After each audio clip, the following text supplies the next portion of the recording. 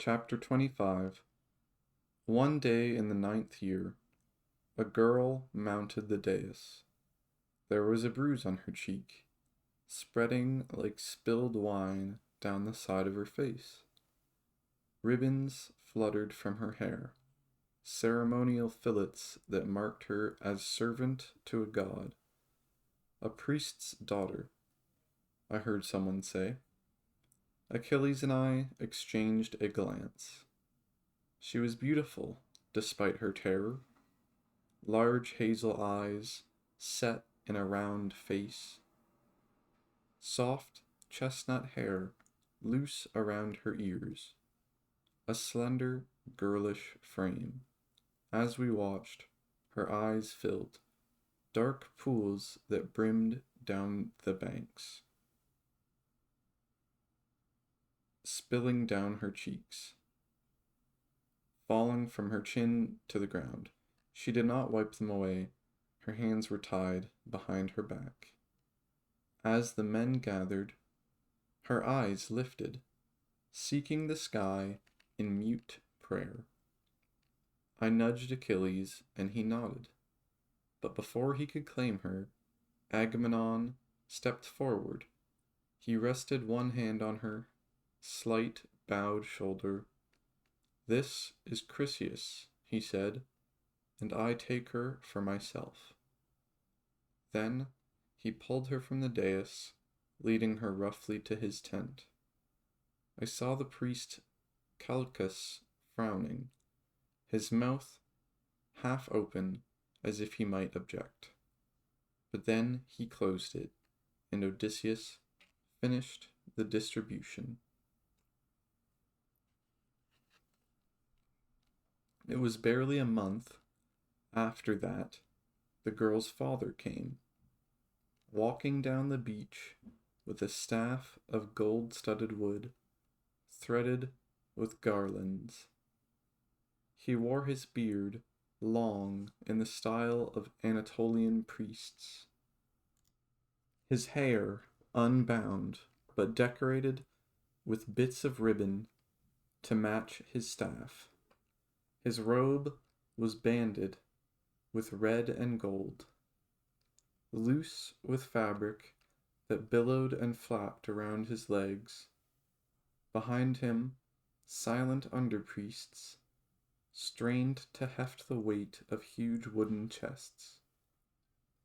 He did not show for their faltering steps, but strode relentlessly onwards. The small procession moved past the tents of Ajax and Diomedes and Nestor, closest to the agora, and then onto the dais itself. By the time Achilles and I had heard, and run, weaving around slower soldiers, he had planted himself there, staff strong. The small procession moved past the tents of Ajax and Diomedes and Nestor, closest to the agora, and then on to the dais itself. By the time Achilles and I had heard and run, weaving around slower soldiers, he had planted himself there, staff strong.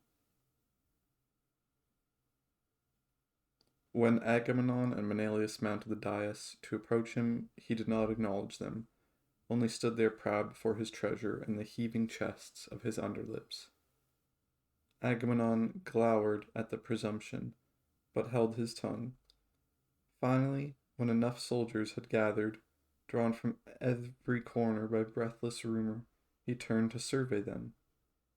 His eyes moved across the crowd, taking in kings and common, landing at last on the twin sons of Atreus who stood before him. He spoke in a voice resonant and grave, made for leading prayers. He gave his name, Chryseis, and identified himself, staff raised as a high priest of Apollo. Then he pointed to the chests, open now, to show gold and gems and bronze catching the sun. "None of this tells us why you have come, Prince Chryseis." Menelaus's voice was even, but with an edge of impatience. Trojans did not climb the dais of the Greek kings and make speeches. I have come to ransom my daughter, Chryseis, he said, taken unlawfully by the Greek army from our temple, a slight girl, and young, with fillets in her hair.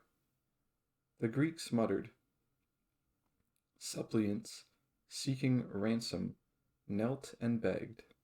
They did not speak like kings giving sentence in court.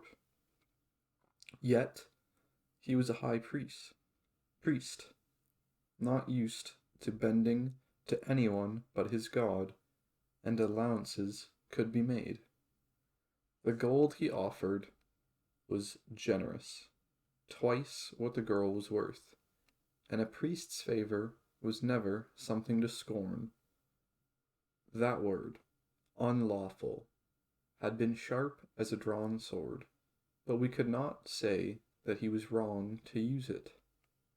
Even Diomedes and Odysseus were nodding, and Menelaus drew a breath as if to speak. But Agamemnon stepped forward, broad as a bear, his neck muscles twisting in anger.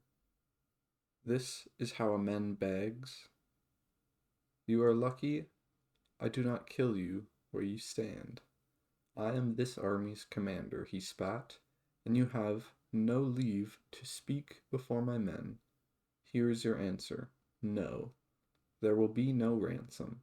She is my prize, and I will not give her up now or ever. Not for this trash or any other you can bring. His fingers clenched, only inches from the priest's throat. You will depart now, and let me not ever catch you in my camps again. Priest, or even your garlands, will not save you.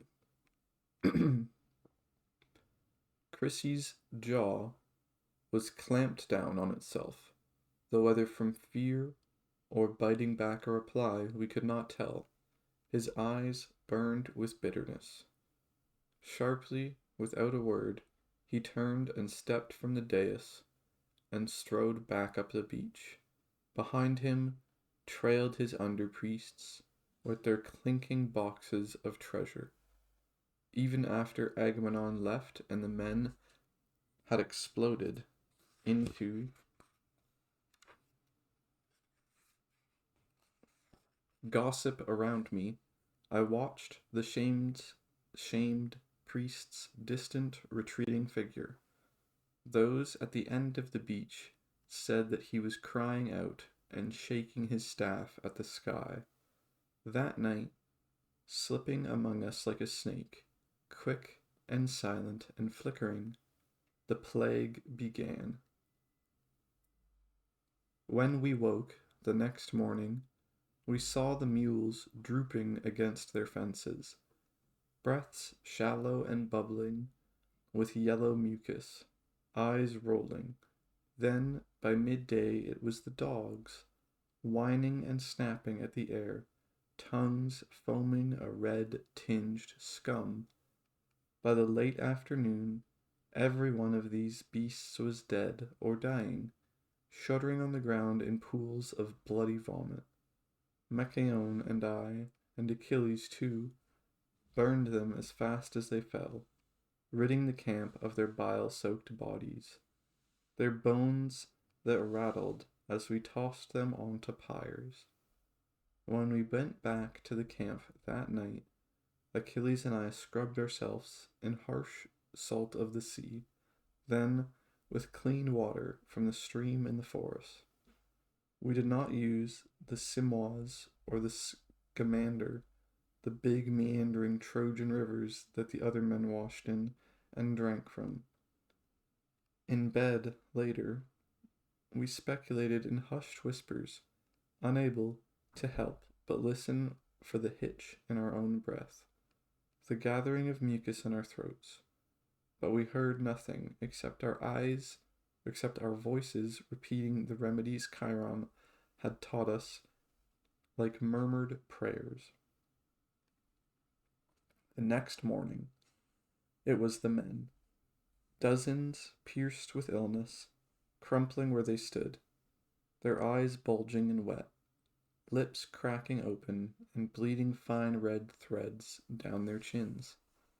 Machaon and Achilles and Podalirius and I, and even eventually Briseis, ran to drag away each newly dropped man, downed as suddenly as if by a spear or arrow. At the edge of the camp, a field of sick men bloomed, 10 and 20 and then 50 of them, shuddering, calling for water, tearing off their clothes for respite from the fire they claimed raged in them. Finally, in the later hours, their skin broke apart, macerating like holes in a worn blanket, shredding to pus and pulpy blood. At last their violent trembling ceased, and they lay puddling in the swamp of their final torrent, the dark emptying of their bowels, clotted with blood. Achilles and I built pyre after pyre, burning every scrap of wood that we could find. Finally, we abandoned dignity and ritual for necessity, throwing onto each fire not one, but a heap of bodies. We did not even have time to stand watch over them as their flesh and bone mingled and melted together. Eventually, most of the kings joined us. Menelaus first, then Ajax, who split whole trees with a single stroke. Fuel for fire after fire. As we worked, Diomedes went among the men and discovered the few who still lay concealed in their tents, shaking with fever and vomit, hidden by their friends who did not want, yet, to send them to the death grounds. Agamemnon did not leave his tent. Another day then, and another. In every company, every king had lost dozens of soldiers, although strangely, Achilles and I noted, our hands pulling closed lid after closed eyelid.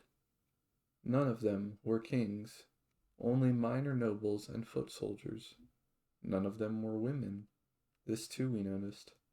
Our eyes found each other's, full of suspicions that grew as men dropped suddenly with a cry, hands clutching their chests where the plague had struck them like the quick shaft of an arrow.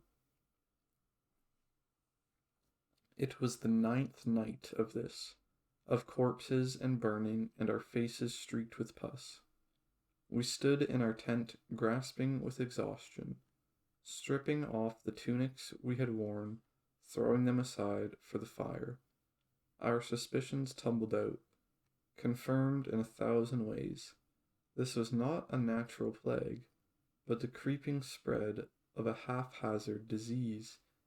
It was something else, sudden and cataclysmic as the snuffing of Aulius's winds, a god's displeasure.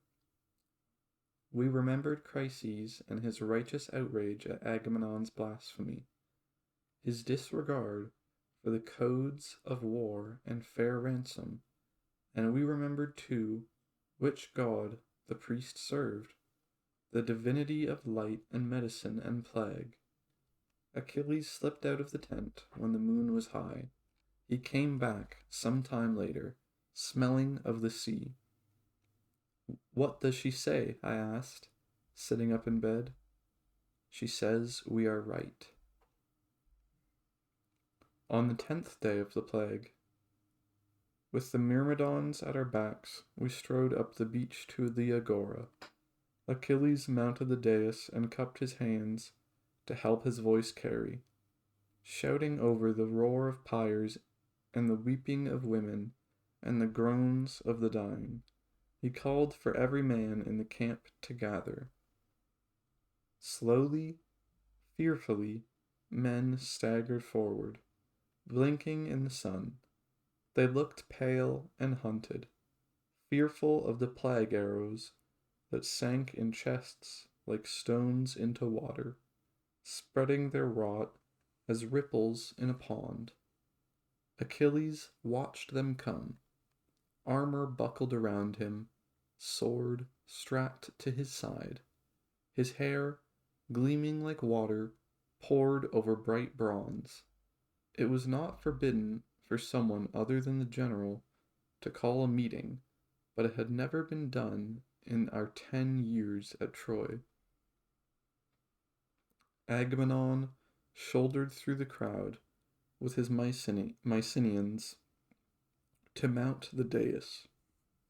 "What is this?" he demanded. Achilles greeted him politely. "I have gathered the men to speak of the plague. Do I have your leave to address them?" Agamemnon's shoulders were hunched forward with shame-sprung rage. He should have called this meeting himself long ago, and he knew it.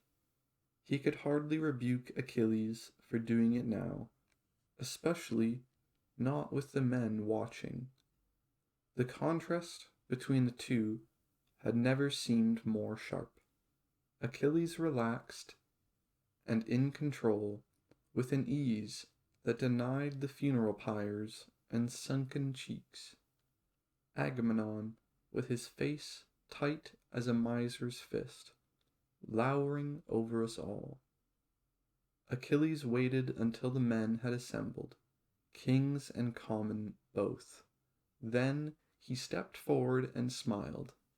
"Kings," he said, "lords, men of the Greek kingdoms, how can we fight a war when we are dying of plague? It's time, past time, that we learn what we have done to deserve a god's anger." Swift whispers and murmurs. Men had suspected the gods. Was not all great and evil good sent from their hands? But to hear Achilles say so openly was a relief. His mother was a goddess, and he would know. Agamemnon's lips were pulled back to show his teeth. He stood too close to Achilles, as if he would crowd him off the dais. Achilles did not seem to notice. "We have a priest here among us, a man close to the gods. Should we not ask him to speak?"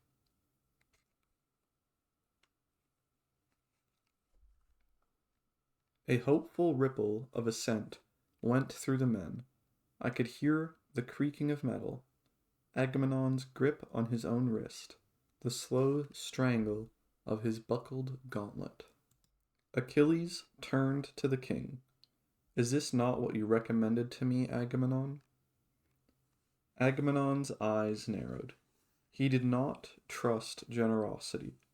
He did not trust anything.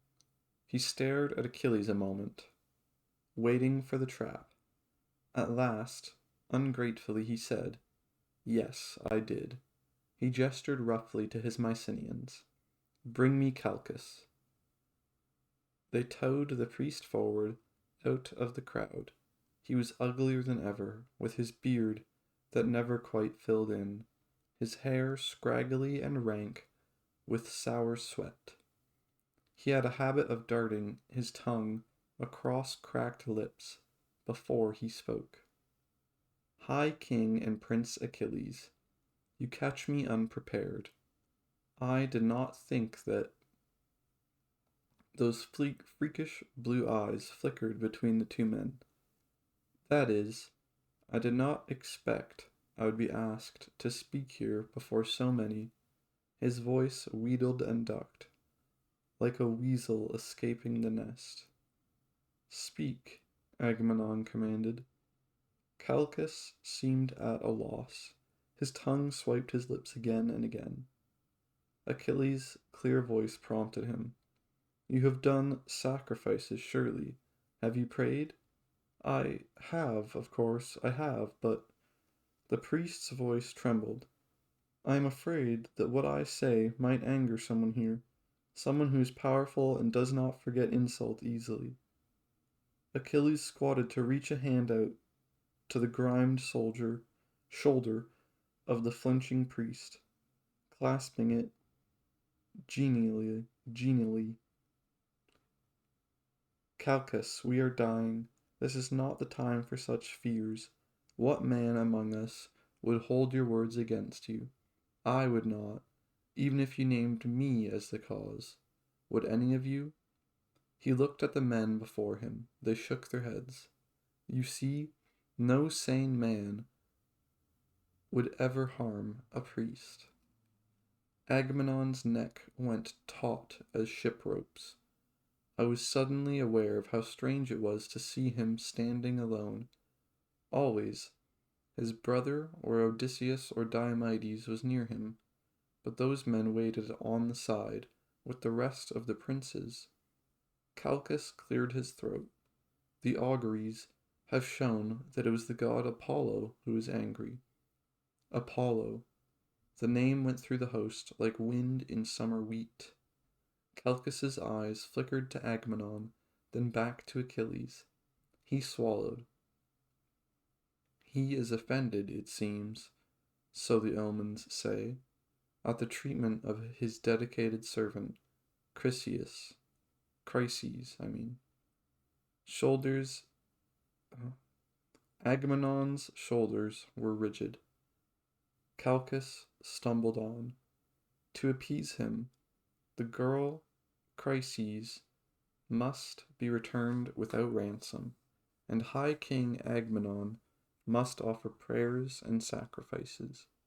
He stopped, his last word gulped down suddenly, as if he had ran out of air. Agamemnon's face had broken into dark red blotches of shock. It seemed like the greatest arrogance or stupidity not to have guessed he might be at fault, but he had not. The silence was so profound I felt I could hear the grains of sand falling against each other at our feet. Thank you, Calchas, Agamemnon said, his voice splintering the air.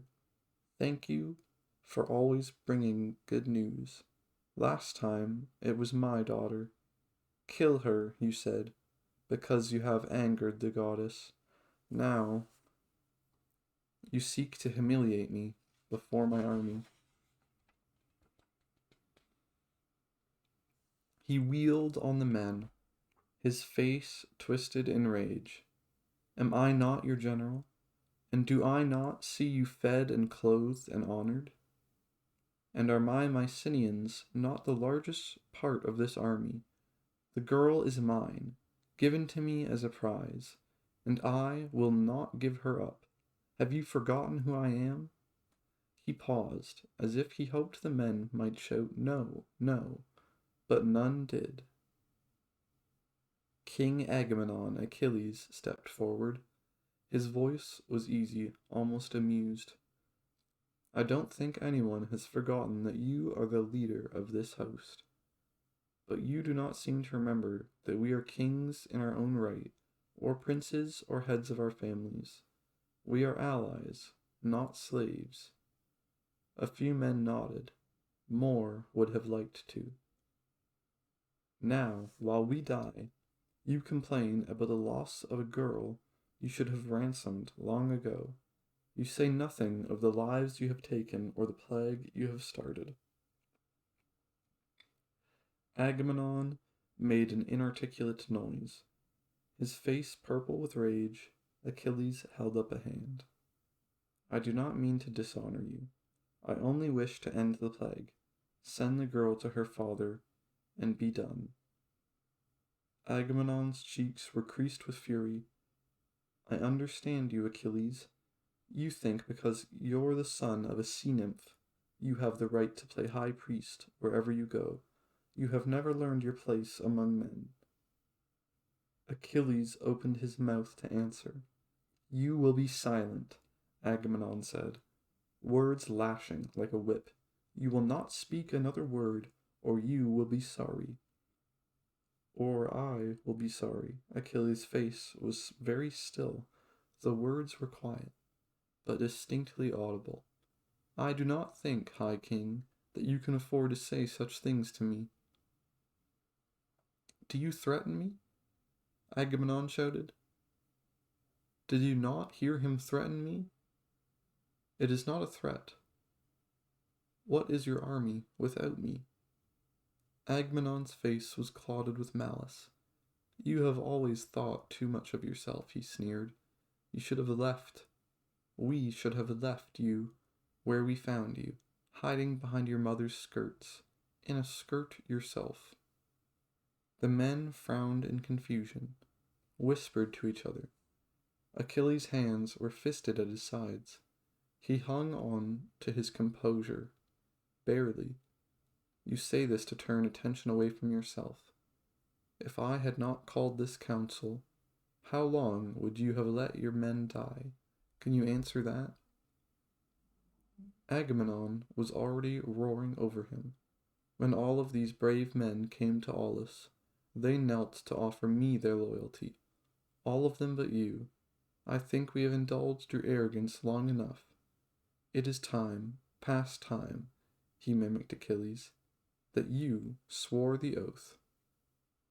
I do not need to prove myself to you, to any of you. Achilles' voice was cold, his chin lifted in disdain.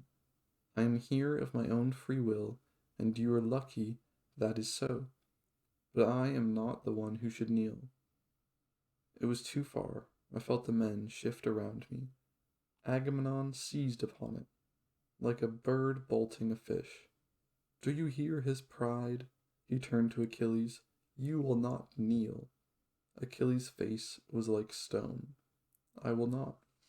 Then you are a traitor to this army, and will be punished like one. Your war prizes are hostage, placed in my care until you offer your obedience and submission. Let us start with that girl. Briseis is her name. She will do as penance for the girl you have forced me to return. The air died in my lungs. She is mine, Achilles said. Each word felt sharp, like a butcher cutting meat. Given to me by all the Greeks. You cannot take her. If you try, your life is forfeit. Think on that, King, before you bring your harm to yourself. Agamemnon's answer came quickly. He could never back down in front of a crowd.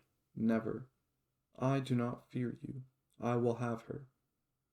He turned to his Mycenaeans. Bring the girl. Around me were the shocked faces of kings. Briseis was a war prize, a living embodiment of Achilles' honor. In taking her, Agamemnon denied Achilles the full measure of his worth. The men muttered, and I hoped they might object, but no one spoke. Because he was turned, Agamemnon did not see Achilles' hand go to his sword. My breath caught. I knew that he was capable of this. A single thrust through Agamemnon's cowardly heart. I saw the struggle on his face. I still do not know why he stopped himself. Perhaps he wanted greater punishment for the king than death. Agamemnon, he said. I flinched from the roughness in his voice. The king turned, and Achilles drove a finger into his chest. The High King could not stop the huff of surprise. Your words today have caused your own death, and the death of your men. I will fight you for you no longer. Without me, your army will fall. Hector will grind you to bones and bloody dust, and I will watch it and laugh. You will come, crying for mercy, but I will give none. They will all die, Agamemnon, for what you have done here. He spat, a huge, wet smack between Agamemnon's feet, and then he was before me and past me. I was dizzied as I turned to follow him. feeling the myrmidons behind me, hundreds of men shouldering their way through the crowd, storming off to their tents. Powerful strides took him swiftly up the beach. His anger was incandescent, a fire under his skin. His muscles were pulled so taut I was afraid to touch him, fearing they would snap like bowstrings. He did not stop once we reached the camp. He did not turn and speak to the men. He seized the extra tent flap covering our door and ripped it free as he passed.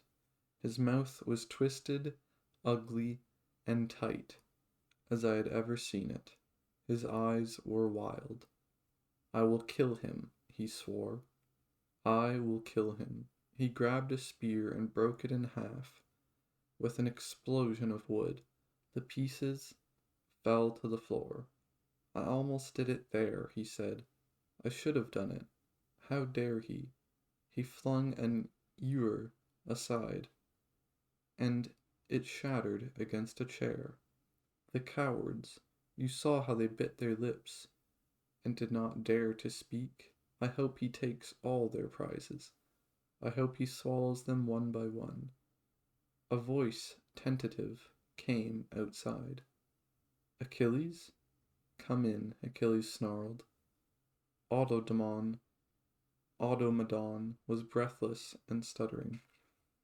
"I am sorry to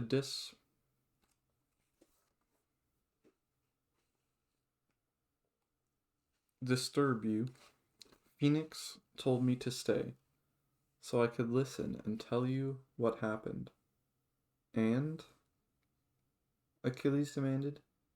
Automedon flinched. "Agamemnon asked why Hector still lived. He said that they do not need you, that perhaps you are not what you say you are." Another spear shaft shattered in Achilles' fingers. Automedon swallowed. "They are coming now. For Briseis." Achilles had his back to me. I could not see his face. "Leave us," he told his charioteer. Automedon backed away, and we were alone. They were coming for Briseis. I stood, my hands balled. I felt strong, unbending, as if my feet pierced through the earth to the other side of the world. "We must do something," I said. "We can hide her. In the woods, or—" "He will pay now," Achilles said. There was a fierce triumph in his voice. "Let him come for her. He has doomed himself." "What do you mean?" "I must speak to my mother." He started from the tent. I seized his arm. "We don't have time. They will have taken her by the time you are back. We must do something now." He turned. His eyes looked strange, the pupils huge and dark, swallowing his face. He seemed to be looking a long way off. "What are you talking about?" I stared at him. "Briseis." He stared back. I could not follow the flicker of emotion in his eyes. "I can do nothing for her," he said at last. "If Agamemnon chooses this path, he must bear the consequences." A feeling, as if I were falling into ocean depths, weighted with stones.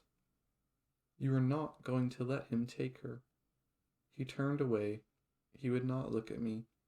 "It is his choice." I told him what would happen if he did. "You know what he will do to her."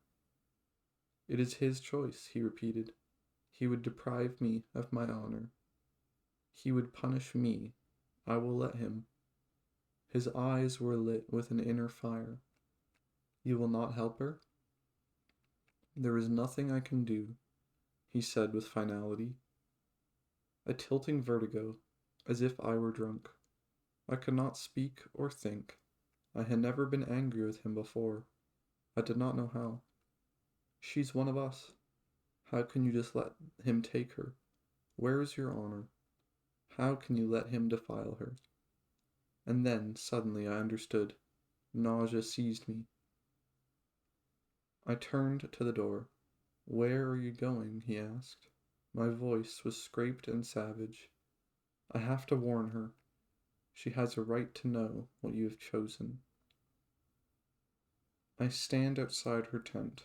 It is small, brown with hides set back. Bryces, I hear myself say, come in. Her voice is warm and pleased. They have had no time to speak during the plague, beyond necessities. Inside, she is seated on a stool, mortar and pestle in her lap. The air smells sharply of nutmeg. She is smiling.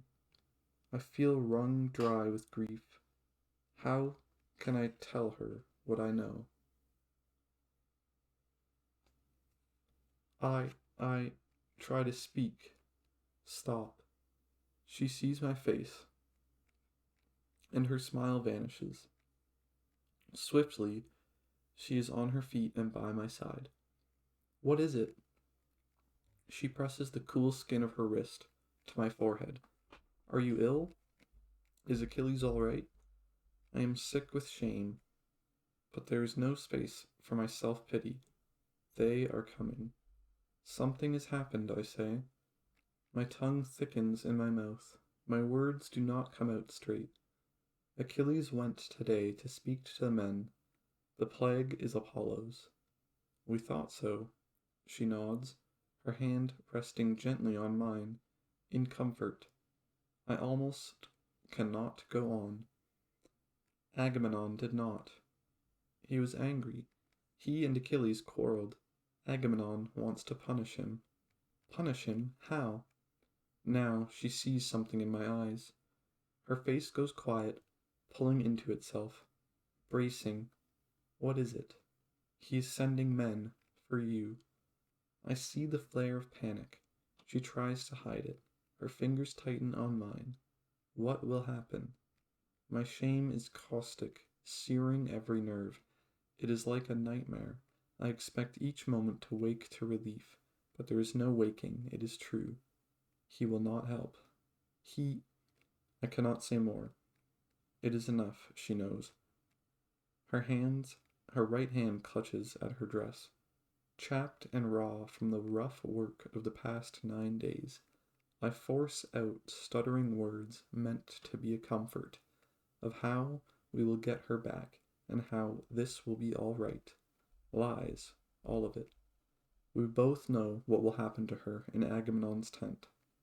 Achilles knows too, and sends her anyway. My mind is filled with cataclysm and apocalypse.